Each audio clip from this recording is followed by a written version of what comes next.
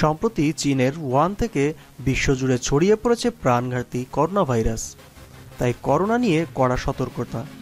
আগামী ৩১ মার্চ পর্যন্ত সমস্ত সিনেমা ও টিভি ধারাবাহিকের শুটিং বাতিলের সিদ্ধান্ত নিয়েছেন ভারতের মুম্বাইয়ের ফিল্ম ও টেলিভিশন সংগঠন। সরকারি নির্দেশিকা মেনেই এ সিদ্ধান্ত নেওয়া হয়েছে বলে জানা যাচ্ছে। Indian motion pictures producer association, federation of western India cine employees, Indian film and television directors অ্যাসোসিয়েশনের পক্ষ থেকে শুটিং বাতিলের সিদ্ধান্ত নেওয়া হয়েছে। রবিবার এই সংগঠনগুলোর পক্ষ থেকে একটি বৈঠক ডাকা হয়।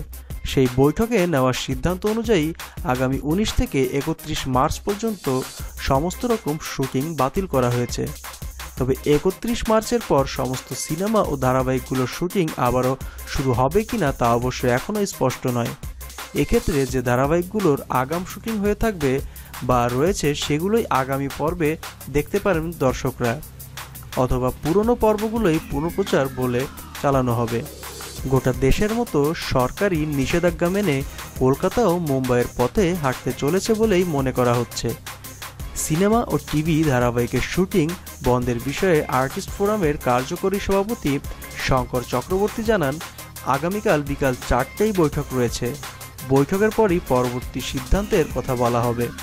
যদিও ইস্টার্ন ইন্ডিয়া মোশন পিকচার্স অ্যাসোসিয়েশনের তরফ থেকে এখনও কিছু জানানো হয়নি।